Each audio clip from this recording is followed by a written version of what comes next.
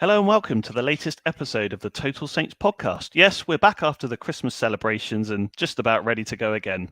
Firstly, and assuming we take football out of the equation, we'd like to wish all of you watching and or listening a very happy, healthy and successful 2023. Like our previous pods this season, we're once again live streaming the episode on Facebook, YouTube, Twitter and Twitch.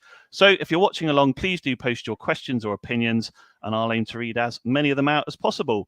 I'm not sure we want the entire episode to be full-scale doom and gloom, so why not have a think about a Saints positive you're taking from 2022 or realistic hope you have for the club in 2023 and share them in the comments box. Come on, you can do it. Send good vibes only. My name is Ben Stanfield, and joining me on this week's podcast are the owner of SaintsWeb, Steve Grant, the man behind the League 1-10 blog, Glen, and the Daily Echo's dedicated Saints journalist, Alfie House. And a Happy New Year to you guys as well.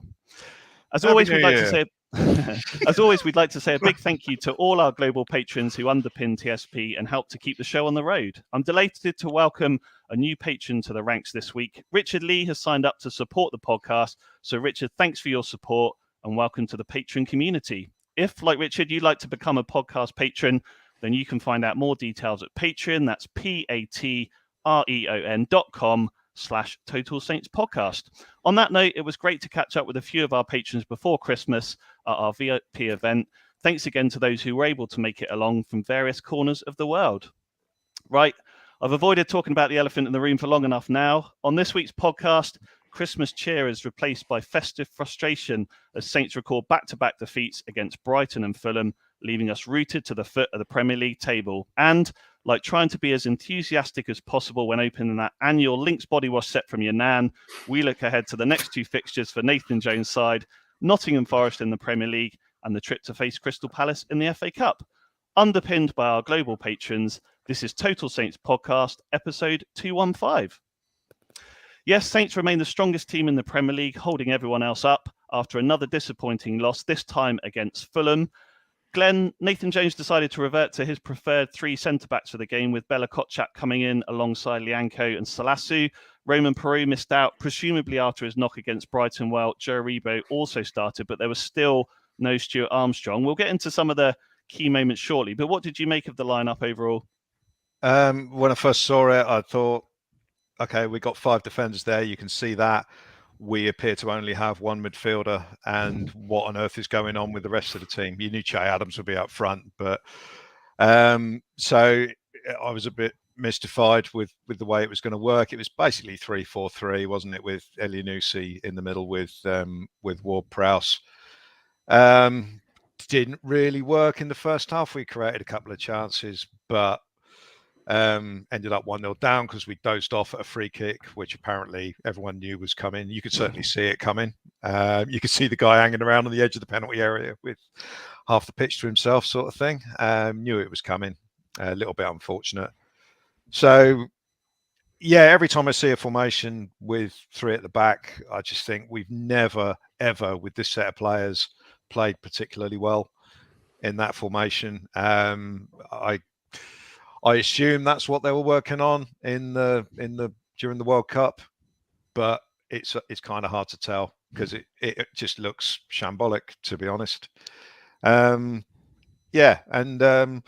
we went away from the three at the back during the game, we looked better and we got back into the game, and then we seemed, I think, to go back to the three at the back at the end of the game and took the foot off the gas, allowed Fulham to come onto us, and lost the game. And it's just it just seems to be an obsession that this new manager has to go with three at the back. It doesn't suit us, doesn't suit the players we've got, and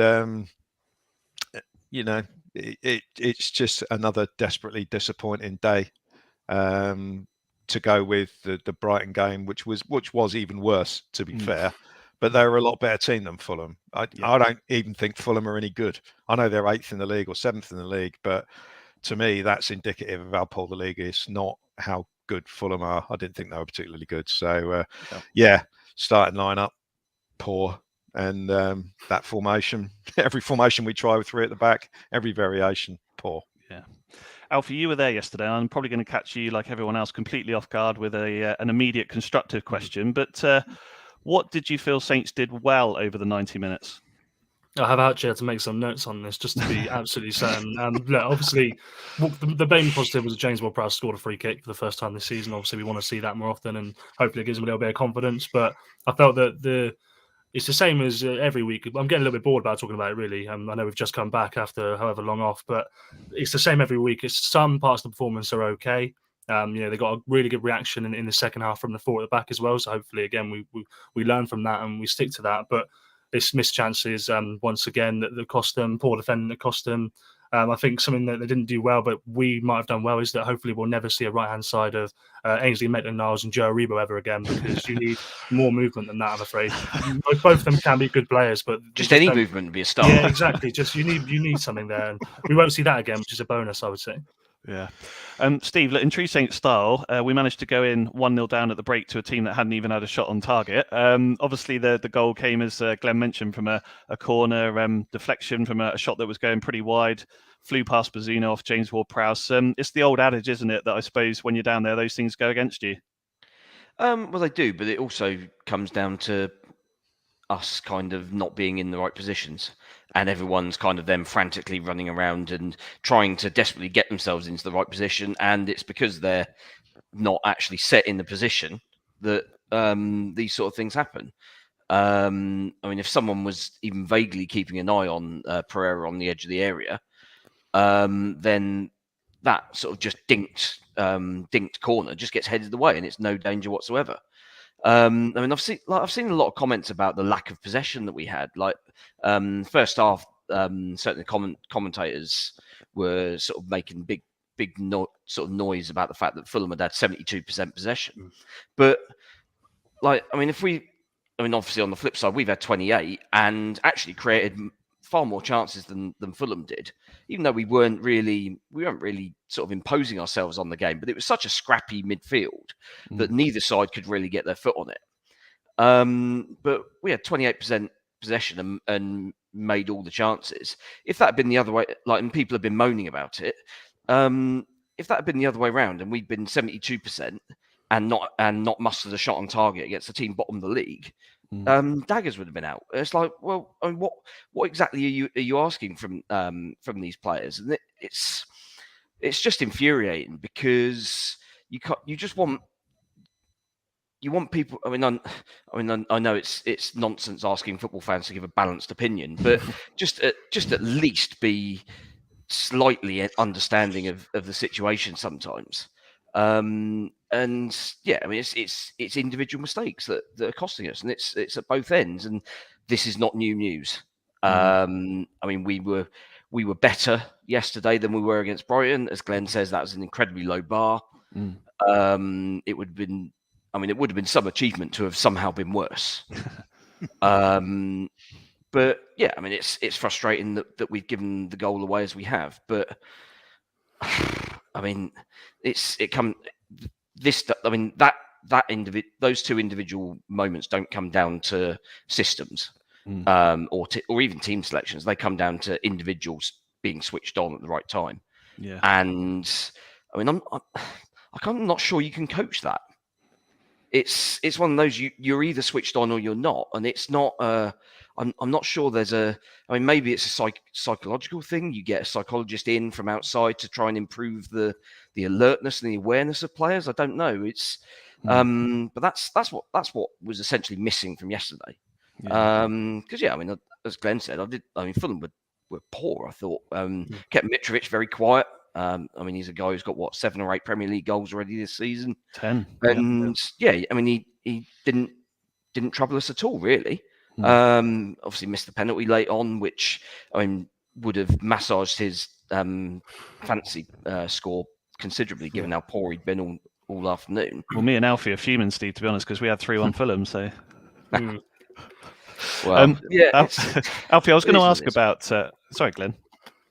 No, say anything. Oh, no, fine. Alfie, I was going to ask about that, because after the game, obviously Nathan James has said, quote, "We showed them, the players, the set play for Fulham's first goal 10 times. They do the same set piece every time. It's not something that's off the cuff. They do that week in, week out." So a bit like Steve said there, is it down to players not taking on the instructions? Is it down to, as Steve said there, rightly, players just switching off, a lack of communication on the pitch? I mean, what do you think is bringing about these mistakes?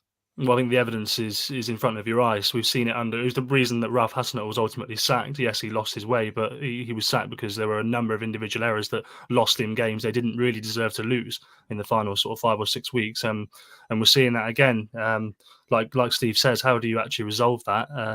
How do you switch people on?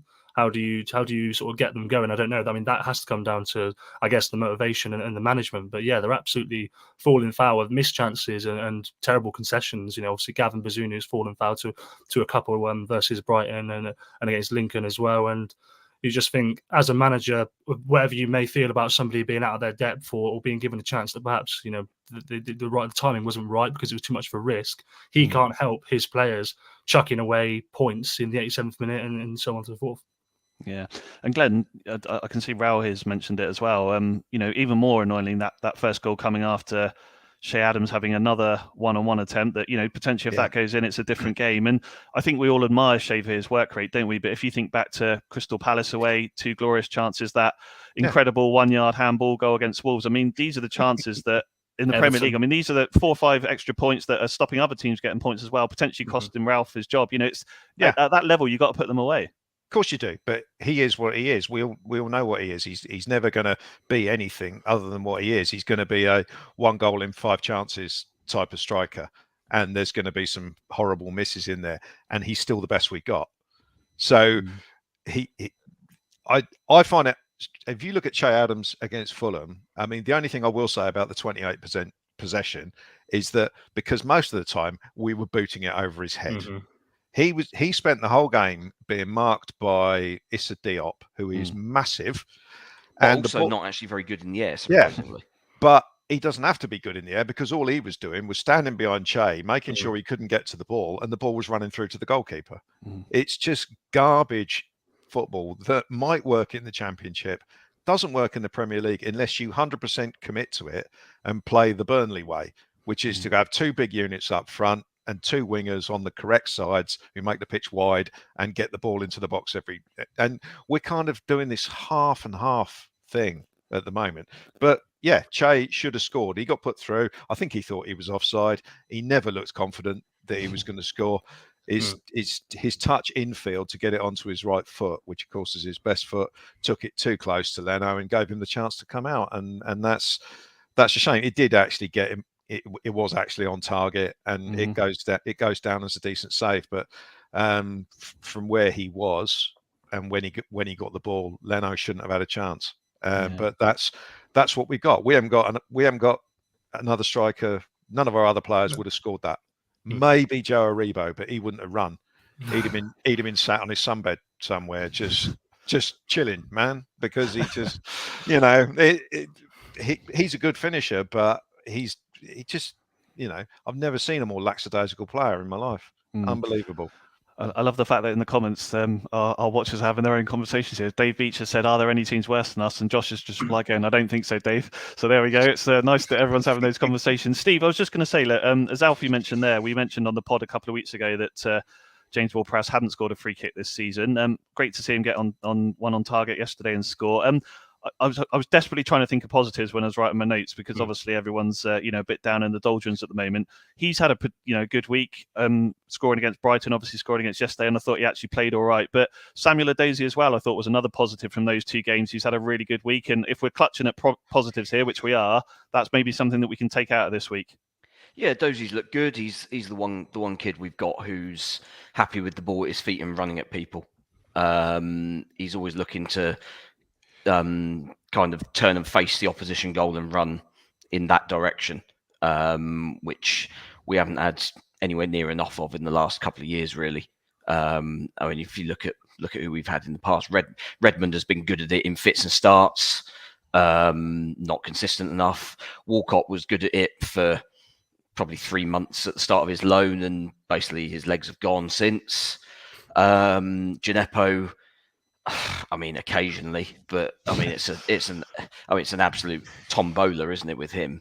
But yeah, we don't have anybody else who can do that sort of thing. So to see him finally given an opportunity, I mean, the one thing we've got to be a little bit careful of is fitness and stamina with him, because I mean, as we've seen with Romeo Lavia, who obviously became an immediate sort of must-pick player from pretty much the first game of the season. These kids haven't played this much senior football ever. So we run the risk of kind of running them into the ground. We've got to be a little bit careful. Adozzi's obviously come off with cramp in both games that he started. To be honest, that Brighton one, I'd have hauled him off earlier because that game was done a lot sort of earlier than when the sub was made. But yeah, I mean, it was a weird one, that substitution, wasn't it? That obviously Perraud was the one that came on to replace him. But you kind of looked at who else we had. We basically had, I think, 3 strikers and the lad Finnegan, who's a central midfielder. And I don't think you're going to throw him into that situation out of position. So, I mean, everyone said it was a defensive-minded substitution, but I'm not sure really. I mean, unless you throw Adam Armstrong out there, perhaps. But other than that, I mean, whichever way you do it, you're putting someone out of position. At least Perraud has played left midfield before. It felt like the most natural fit. Did we actually change the formation? I'm not convinced. I think, to be honest with you, I think Roman was so high up the pitch that I honestly don't think it changed. Mohamed Salisu was still right next to me in the press box, which is the left-hand side of the pitch. Every phase of his starting position was right on the left-hand side. But I think they still stayed with 4. But yeah, because obviously Perraud had that on the counter where he was the furthest one forward, and Stuart Armstrong put the through ball to him. Yeah. Yeah, it just seemed to me like a negative substitution, and it coincided with us. It changed the game, didn't it, effectively? Because we invited pressure, didn't we? Yeah, well, that's the thing about Adozzi. Because Adozzi is capable of beating a player, if he beats a player, someone else has got to come across to him, and that creates space for other people. And that's why you need players who can go past people.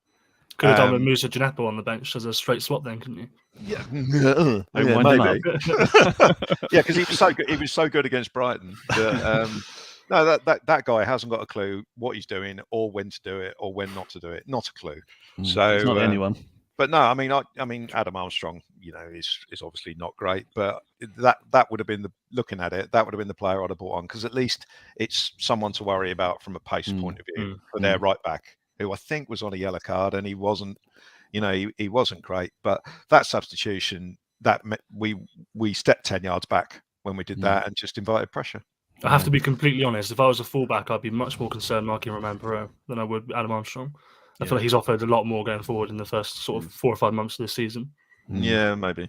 Alfie, twice for a start. Well, there you go. That's it's better than most of them, isn't it? Alfie, if my research is right, then obviously corner for the winner, frustrating, but a bit of a predictable sucker punch almost. I was thinking about this, and I know Martin and you guys have spoken about it a lot over the last 12 months, maybe, but.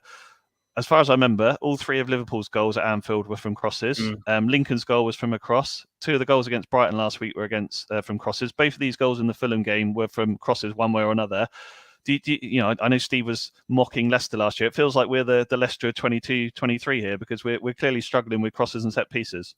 It's been going on for a long, long time, hasn't it? I think both my colleague at the Echo, Benji, and Jacob have both done extensive long reads on how they keep conceding from corners and crosses. I said earlier on a podcast, sort of maybe 6-7 weeks ago, that they've had Alex Clapham as a set-piece coach and still conceded every corner. Ruben Sellers did it for a bit, still conceded 2 out of 3 corners. And I believe that it's now one of Nathan Jones's men doing it. And nobody can seem to coach these lads to stop a set-piece, which is obviously worrying, because you get the opportunity to win a lot of set pieces when you play against a team that are only on the ball for 28% of the time, because they're going to be crossing balls in, deflecting them out, and they're going to be hitting the goalkeeper. He's going to have to make saves. This is why I say, when we go back to what Steve said earlier, I mean, what do you actually do with that? I don't think that all hope is lost. I think that Southampton probably, if I'm being honest, will be relegated this season, but it's not over. But I just feel that there isn't much for fans to cling on to and to believe in now, and that's why it's quite upsetting. And actually, I feel that Southampton fans haven't had a lot to believe in for quite a while, because we've had an ownership change and a managerial change, and on both occasions, I wouldn't say it's been underwhelming. I think that's a bit harsh. But you look at like Newcastle, and they've gone from bottom of the table to 3rd with their ownership, and at the moment we're a year on into Sport Republic's tenure, and things are a lot worse than they were 12 months ago. Of course, things take time. Aston Villa got Unai Emery, former Arsenal manager, Europa League winner. Wolves got Lopetegui. And you just feel Southampton, a club of similar status, maybe a little bit smaller than Aston Villa, but they've ended up with a championship manager, which is a risk. And I'm not saying Nathan Jones isn't going to succeed or can't succeed, but it's not anything to inspire the supporters. And I feel for them. We know that there was other consortiums that wanted to buy the club. And could things have been different? I'm not saying that they need to get rid of them now, but I just feel that there hasn't been that much hope. I can see here Ellie saying, don't understand the logic of Jones' appointment. Clearly doesn't fit his system. Don't know how we beat Forest after their Chelsea performance. They look well coached if we look poor. I can see Andrew here saying, I just think it's sad. The club and the team seem directionless and lacking identity. Big feeling of dread and no optimism, reminiscent of 2005. And I can see that Rao has also said, what I find hard to understand is that it seems like Nathan Jones hasn't watched us play over the last year, as otherwise why on earth did he keep picking Diallo, Gineppo, Edozie for the midfield against Brighton? So lightweight and inexperienced. Glenn, just to maybe finish on the Fulham game, I know you were quite scathing in your tweet after the game about championship style of football and the fact that, that's now 3 Premier League games under Jones. We've still not scored a goal from open play. Interestingly, Marco Silva said after the game, they play a low mid-block every time, 5 at the back, 4 in midfield, waiting for mistakes. We were the only team that wanted to win the game. Do you already feel like, Saints are too predictable in the way they're approaching these games, and teams can analyse very quickly where our weaknesses are? There's nothing complicated about the way we play, is it?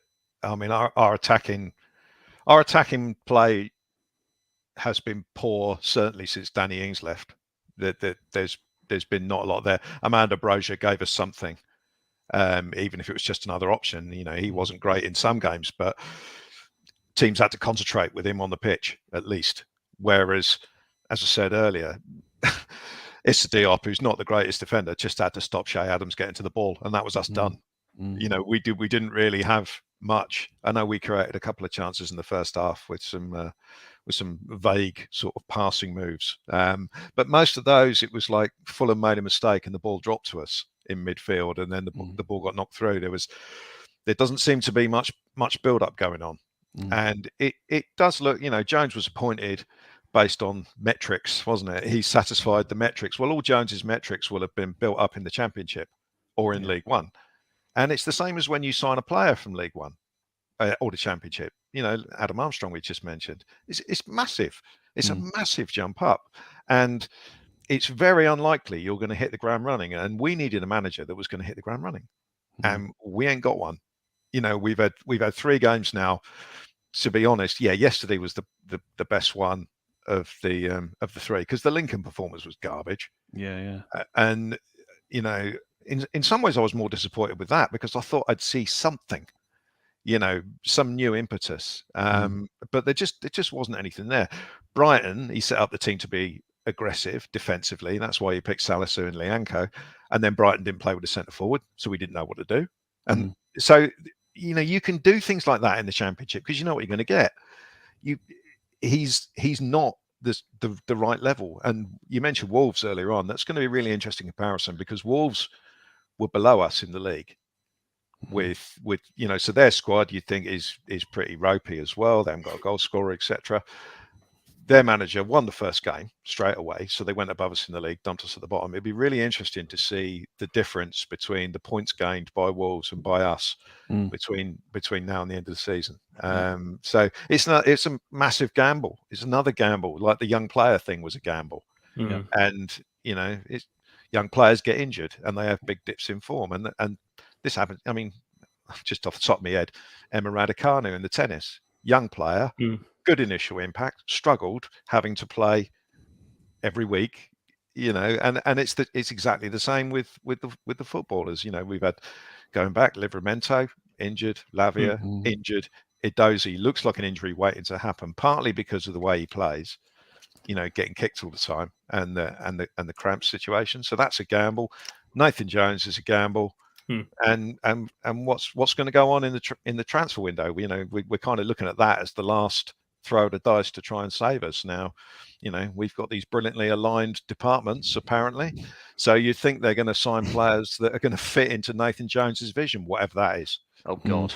Yeah, exactly. So what are we going to do? Sign Ashley Barnes or something? Well, there is no head of recruitment, is there? There's no head of recruitment in position at the moment, is there? Well, it's Rasmus. It's Rasmus Ankerson, who says nothing, does nothing publicly, spends half his time in Turkey. Spends half his time in Turkey talking up Giuseppe or whatever they're called, What's he doing? He's got to take the heat now. I've seen people complaining about Martin Semmens. He's not really involved now from the running the football club, the playing side of things at all. So it's Rasmus Ankersen and his data analytics, and that's a problem. That's a problem. It isn't working, and there's not a lot that I'm seeing that's given me much hope. If they pull 4 or 5 new players out the bag, then but we could sign Messi and we'd be bombing the ball over his head at the moment, and it would make no difference. So I'm struggling. So sorry, negative and miserable. There you go. That's fine. No problem. Look, I just want to say a quick thank you to everyone for all the comments. There's loads and loads coming in. It's hard to keep up with them all. I'm trying to, I promise. But I can see certainly Mark had said about the transfer market. We need to kind of get our ducks in a row and get some signings in the door ASAP rather than leaving it to the 31st. Obviously, that's not Saints style, but we'll have to wait and see what happens. And I can see a couple talking about the new manager bounce, the likes of Villa. And I have to say, I watched Wolves against Man United yesterday, Glen, and other than scoring a goal, I thought they looked pretty good. You could tell there was a sort of a different spirit amongst them. Steve, I was going to touch on the Brighton game, but it feels like we probably don't need too many more nails in this episode. But it was poor. I was there. Probably that's the reason why it was so poor. But one question that I've seen come in as well from Mark was around Stuart Armstrong. And for me, that was something that was really evident from that game. I mean, we just didn't get very close to them. It was a home game. It was Nathan Jones' first Premier League game. You felt like the players would be up for it. The crowd would be up for it. But it was all very, nervy. That first half was abysmal. But I wanted to ask about Stuart Armstrong because I appreciate there's more to the squad than him. But as I think Jacob tweeted yesterday, he's yet to complete 90 minutes for us this season. He didn't start again yesterday. He didn't start against Brighton. Do you feel someone like him is that maybe creative spark that we're missing? Because at the moment, it feels like we're going in with that let's try not to concede approach, whereas actually we should be trying to win games. Possibly, but Armstrong didn't tend to play many 90 minutes previously either. Whether that's because he's kind of under instruction just to kind of run himself into the ground for however long he can put up with it, and then we'll sub him off and bring someone else on. And then Ralph kind of took a different approach with him back end of last season, start of this season, where he'd be more used coming off the bench, and Nathan Jones seems to share that view for right or wrong. I must admit, Armstrong didn't really have a huge impact when he came on against Brighton. Maybe him and Aribo maybe gave us a little bit more impetus for about 5 minutes. Yeah, straight after the second half. Yeah. But after that, they both faded into anonymity again. He looked decent when he came on yesterday, I thought. Some positive runs, good through ball for Perrault. Maybe a little bit overhit, slightly wide, but got into good positions. So that's the sort of stuff we're looking for from Armstrong. But for whatever reason, I don't know what it is. Whether there's something in his head. I've heard this weird rumor that he's one of these sort of players that only really looks as if he's up for it when he's 100%, doesn't have any sort of possible niggles going on. Obviously, he tends to withdraw from the Scotland squad on a relatively regular occurrence. So I don't know whether there's any possibly a hint of truth in that you've kind of got to kind of harness him when he's fully fit, make the most of that sort of relatively brief period, and then kind of fit everything in around it. But that's the sort of player we need. We need someone who can sort of unlock defenses in tight areas, and he's shown over the years that he's been in the club that he's capable of doing that. But as we've said, it can't just be one player. You need everybody mucking in, and I think the problem that we have is that because we offer our defence such little protection in front of it, we play against opponents who are happy to step forward 10, 15, 20 yards on us. And that all of a sudden means that you're defending a lot more. We don't have a midfielder at the moment who has the stamina or the capability or the desire, seemingly, to basically do what Wanyama and Schneiderlin used to do, whether it was one or both of them in the team at the time, who would basically, whenever the opposition had the ball in wide areas, he would basically be alongside the fullback, and it would be up to the two of them in tandem to stop the cross coming in. The reason that defence under Ronald Koeman was so good was because they never had anything to do. they never had They never had 25 crosses into the box that they had to deal with, where they were put under pressure by good attackers, because the ball stopped outside the area. The ball went out for a throw in, and we could then regroup. We don't have that at the moment, and the sheer number of balls that we let teams throw into the penalty area and just cause absolute chaos. No wonder these young centre backs we've got are struggling, because we just put them under far too much pressure. Alfie, I'm going to get you to briefly reflect on 2022 in a minute, so you can have a think about that, because it's probably going to be a challenge. But Glenn, before we do, I was thinking about this last night, and I can see lots of disgruntled comments, and I think the fan base, all of us, are pretty low at the moment in terms of where Saints' next point is coming from. But we've currently got 12 points from 17 games. At this stage of the 2004-05 season, we had 13 points, so we're 1 point worse off than we were then. We've got 21 games to go in the Premier League, so still plenty of time. But if you take out maybe the big six games, that's 15. We probably need 36 points to give ourselves any chance really of staying up. So that's 24 points from here, which is essentially 8 wins. If you take 6 games off of 21, you've got 15 games. I mean, you're almost starting to talk about winning every other game just to give yourself a chance to stay up. I mean, it's a pretty desperate situation already, isn't it? It's interesting because the league table's so tight from sort of 9th downwards. So it's I don't think it's absolutely desperate at the moment, but it will start to look that way pretty quickly. I mean, we'll talk about it in a minute, but the Forest game coming up, that's the sort of game you got to win. And that's the sort of game that we didn't win in 2004-05 when we played all these teams at home. Like, I remember one game against Middlesbrough where they were garbage, and that was Redknapp's first game. That was, we were 2-0 up in injury time and still didn't win. Yeah, but it was teams like Middlesbrough and Birmingham, I think, were in there at the time, and we didn't beat those, and that's why we went down. And if we're drawing comparisons with that season, then Nathan Jones is of course our Steve Wigley, which was marvellous. The second manager we had that season. So maybe we'll get another Redknapp later on in the season. But yeah, it is looking a little bit. It is looking a little bit dodgy, and you have to, if you want to stay up, you've got to beat Forest at home. And as someone said in the comments, and I think someone said at the top of the show, I watched a little bit of Forest's game, and we won't beat them playing like we played against Fulham, Brighton, Lincoln. We'll have to be a hell of a lot better. They look like the sort of team that will give us a lot of problems. Yeah. They looked very committed. They kept on playing when they were 1-0 down against Chelsea, and they got a point in the end. So and they didn't throw it away at the end. Yeah. So fair play to them.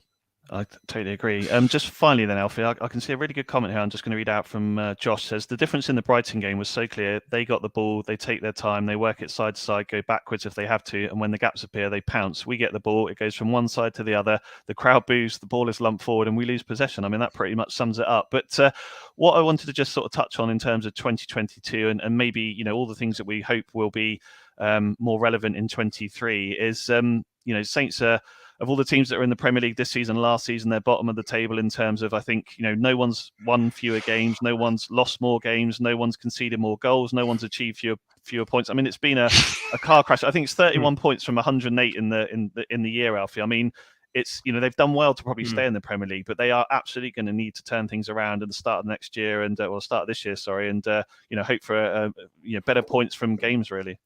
Yeah, thank you very much, Ben. I think you've answered my question for me there. That's the perfect way to reflect on. Excellent. We'll move on to Forest then.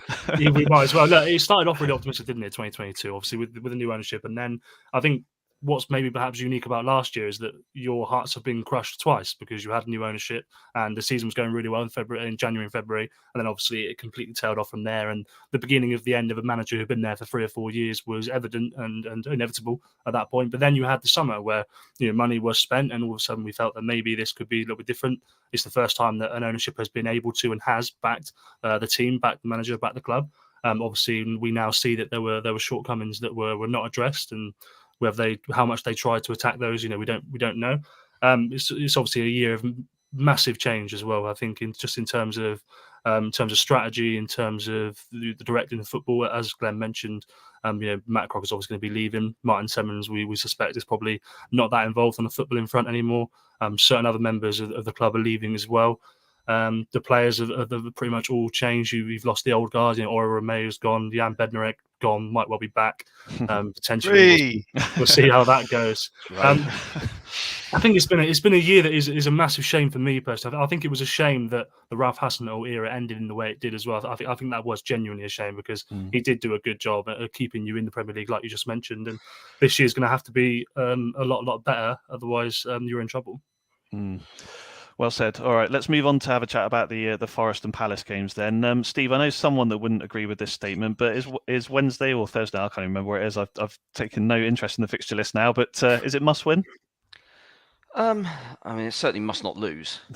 I mean, I think you could make a case for if we get a point and we look like there's a direction and a purpose, then fine. You take that and you move on. If you lose, then all of a sudden you're thinking, okay, well, there's actual real world, like immediate decisions that need to be made at this point. And I mean, you look at Forest. I mean, yeah, they were decent enough today by the looks of it. But Chelsea are probably the flakiest of the big sides. We beat them, for example, and we beat them well. And yeah, I think playing them at the City Ground and playing them sort of on your own patch is a completely different proposition. I think they've scored one goal all season away from home. So obviously we know what's coming now on Wednesday night. You've read my notes, yeah. But one goal away from home, which I think was at Everton. I think it was in August. Draw. Well done, Steve. And yeah, so their away form is terrible, and as a result, I think you're probably naturally going to see a slightly different Forest team to the one that we've seen today. And as a result, that presents us with opportunities. I mean, their defence is Championship level. I would say, and with our Championship level strike force, that should go nicely up against them. It's a case of, at the end of the day, we've created chances in these games, like all these games going back to sort of pre-Ralph sacking. We were like that. I mean, that Newcastle game still annoys the hell out of me because we battered them for long periods of that game and just missed easy chances. If we could actually just take a couple of these chances, all of a sudden the mood changes and maybe the players get a little bit of confidence, and all of a sudden you see a little bit of a swagger in the game, and everyone wants to get on the ball, as opposed to now where the situation seems to be, I don't, the ball's near me, I'd best get rid of it quickly, because I don't want to be the guy that that loses the ball 30 yards from goal when they then pick it up and stick it in the top corner. So yeah, I mean, maybe we get something from that, and all of a sudden the mood changes. That's the optimistic side of me kicking in. Good. Maybe we should just end it there. Well, yeah. The slightly more pessimistic side is it all collapses and we're 2-0 down inside 20 minutes and the atmosphere is toxic. And That's it's like, more well, like okay, it. the board then does genuinely have a decision to make. Right. I can see not overly optimistic messages and predictions here. Mark saying, my Forest game prediction, bearing in mind they've only got 2 points away from home all season and have only scored one goal. 3-0 win to Forest. Incoming, it's the Southampton way. Senga Tully 1 says 1-1. Matt Bailey says, I think it will be 2-0 Forest win. And the Hoyman says it's very close to must win. Glenn, look, small margins maybe at this time of the season. We're going to have 4 days recovery before that game. Forest have obviously played today. They've got 3 days, but they're coming off a positive result. We're coming off a bad one. So how does Nathan Jones try and get some energy and confidence into these players? Because as we say, I mean, arguably it's a biggest game of the year, 4 days into the year. Yeah, so he's got 4 days. He had 5 weeks not so long ago and didn't manage it. So I don't know. I mean, yeah, Forest will come into it on the back of a great result, and we've come in on the back of that Fulham game. So they will see it as a massive opportunity to sort their away record out. And I fully expect them to be on the front foot and having most of the possession, with us doing what we've been doing the last couple of games and just smashing it out of the park and hoping for the best and trying to keep it tight. which is basically what it's about, as Steve has just said. No one wants to take any risks, but that seems to be the manager's plan anyway, for people at the back not to take risks. There may be 1 or 2 passes, but then it's going to go long. So I don't know, if we're going to go direct, I'd like us to do it with a bit more purpose.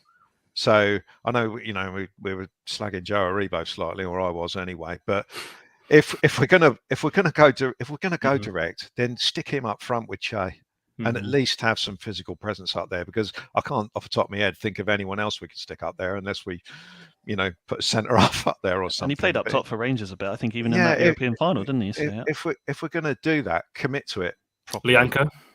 Yeah. Glen would have Lianco everywhere. I'd rather have him up front than at the back. Yeah.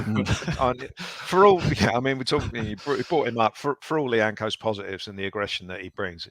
He's a calamity, isn't he? It's just waiting to happen. Just put that penalty that we gave away on his highlight reel, and just look at that, and the Leicester header from last year. He's just accident waiting to happen. And we've got a Croatian international centre half sat on the bench. Yeah. It's mad. So no, I wouldn't put Lianco up front. Midfield maybe, but not up front. Yeah, Alfie. Just before we do some predictions, then would you change anything in terms of the lineup? We were chatting off air before we came on about Gavin Bazunu. Certainly he's not the only one, but his confidence looks a little bit low at the moment. Maybe some experience back there, like Caballero, possibly playing in a game like this, or would you stick as you are and just give them a chance to turn it around? I think if Alex McCarthy was available and ready, I would potentially go for him, but I don't think he is. I think that rolled ankle has kept him out of 2 squads now, hasn't it? So I can't imagine he's going to thrust him back in. At that point, do you put Willy Caballero in over Gavin Bazunu?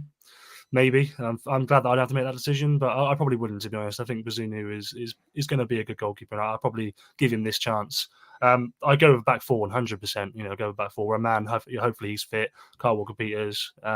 I still play the 2-3-1 going forward. I think I put Che Adams and maybe Aribo in behind him, where he can sort of get away with not doing too much on the ball, at least off the ball rather.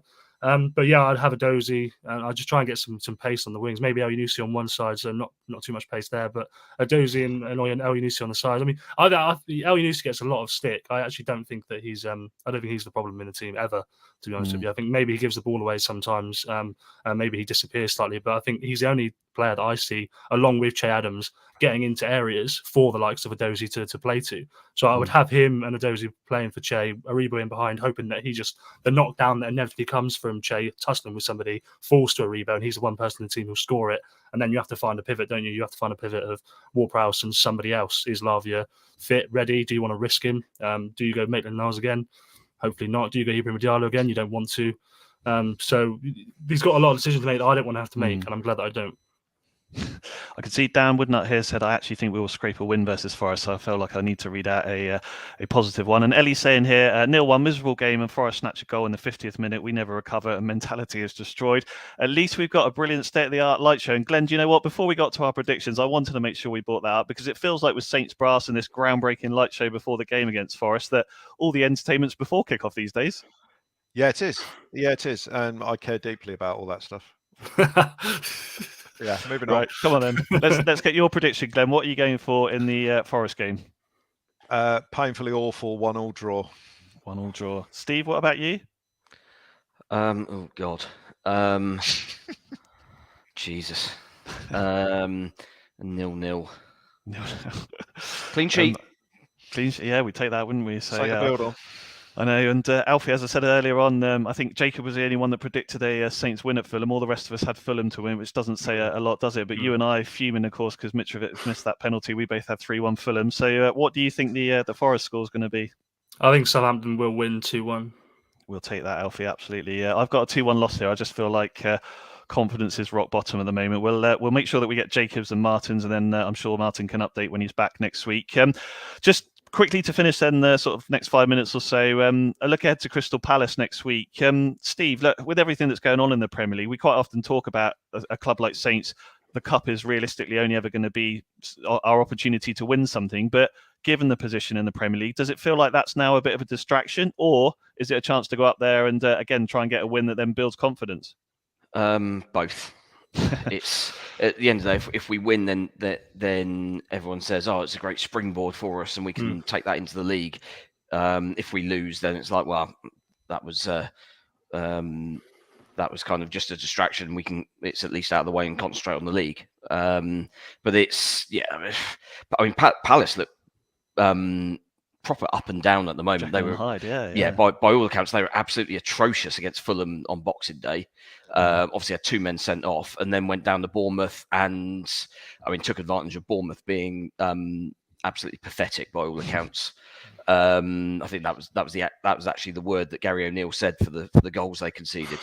So yeah, you never quite know what Palace are going to throw out. You don't know what their attitude is going to be like towards the game. They've had some weird cup performances in recent years as well, where they've been dumped out by lower league opposition. I think Hartlepool went there and beat them a year or two back. So yeah, it's one of those. I think realistically, you've got to put out pretty much your strongest team. But I guess there's an eye on Man City the following midweek, where realistically you're having to put your strongest team out there to avoid an absolute spanking. So yeah, it's a difficult one to manage with these games coming sort of back to back like that. Just crap draws for us, really.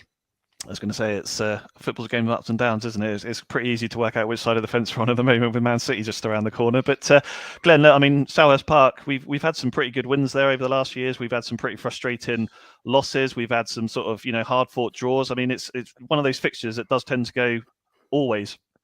Yeah, as Steve said, they're massively up and down. And we said exactly the same thing before we played there in the league.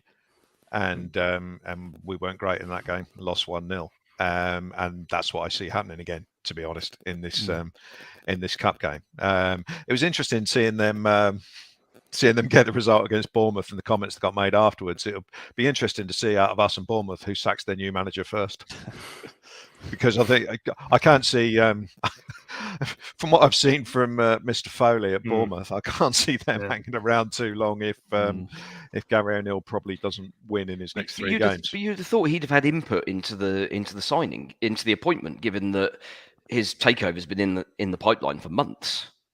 Yeah, but he won't care. Just what did he say? What was his first line? I'm a dictator. So he's going to do what he wants, basically, with no consequence. So, but yeah. Anyway, don't care about Bournemouth. But back to Palace. It's a game that always seems to be quite tight, and we try and negate their strengths. Zaha obviously being the biggest.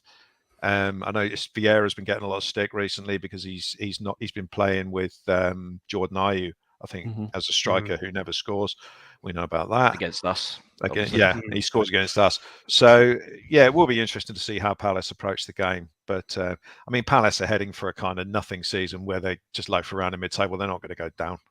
So I think Palace will go quite strong in this game, and it'll be a tough one, and we'll keep it relatively tight, but I can't see us getting anything from the game, to be honest. Fair enough. I can see Mark Kenyon here said 1-0 for us versus Forest, 2-1 for us against Palace. Just trying to stay as positive as I can. That's what we need, Mark. Alfie, let's end with you just before we get to your. We'll get Steve's prediction as well, because Glen's given his 1-0 loss. I've gone 2-0 loss because I'm feeling pretty down at the moment. But how do you see it going, Alfie? Do you feel like this is the right time to maybe get a step away from the league and almost relax a little bit more with a cup game, or do you feel like it just adds to the tension? Well, I don't think there'll be any relaxing involved, unfortunately, because they've still got to play 2 good teams in Palace, and then, like you say, City immediately. So I don't think it's going to be a break for the players or anything like that.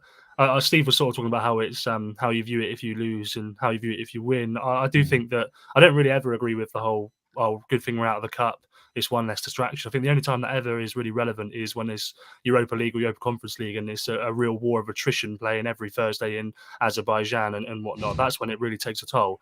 I don't think that it matters playing an extra cup game. What I think it is if you do beat Palace, it is a massive positive. And how many games have Southampton won this season? I should know off the top of my head, but I don't. Not many. Yeah, and you take anything you can get, can't you? So you obviously want to see a positive result, and if they can go through in the cup, then happy days. But I agree with almost every word that Glen said. I think it'll be close. It'll be tight. We'll keep it tight. Someone will keep it tight, but they will win, and that's the end of that cup run. And then look forward to midweek, and we'll end that cup run as well. You guys can enjoy previewing that next week without me, the Man City game. So what are you going for in terms of a prediction for the Palace game then, Alfie? Yeah, I didn't think about it at all, but I'm going to say 1-0 Palace. 1-0 Palace. All right. I can see Jacob on WhatsApp's just gone for a 3-2 win. Sounds like a cup classic for Saints there. So that's good at Palace. Steve, let's end with you then. What do you reckon for the Palace game in terms of score? I'll go for the result that that literally nobody wants from either side. 1-0 replay. Yeah. Perfect. All right. Lovely. Oh, sorry. Alex can edit this bit out. Okay, that's it. I don't know. It doesn't go to penalties or anything like that, then, Steve. It's just a replay, is it? No, it's a replay still. Third and fourth round is kind of as normal, I think, this season. I don't think they managed to get any rule changes in. I assume they're still looking to bin off replays completely, aren't they? But understandably, lower league sides are not in favour. Yeah. There we go. Okay, well, that's it for this week's episode. Don't forget that you can follow Total Saints Podcast on Facebook and Twitter. It's just at Total Saints Pod. There's also our website, totalsaints.co.uk, which includes a link to our online shop, Total Saints Icons. We're also on Patreon, as I mentioned at the start, where you can support the podcast with a monthly contribution. We have 4 tiers ranging from £5 to £20 per month. Each comes with their own perks, including weekly shout-outs for those patrons in our Francis Benali and Mick Shannon tier. So a big thank you to Dave Melton, Mark Atkins and Matt Hall in the Francis Benali tier, and also to Colt Baker, Ed Busy, Dave Bernsberger, Nick Hinkston, Phil Cook, Matt Rose and Nick Reed in our Mick Shannon tier. My thanks to Steve, Glenn, Alfie for their time this evening. Thanks to all of you for your comments. Sorry if we didn't get to them. We'll be back again next weekend when, amongst other things, as I mentioned, we'll be previewing the arrival of Manchester City in the Carabao Cup, just when you thought things couldn't get any worse. Anyway, thanks for listening. Happy New Year again, and catch you all soon.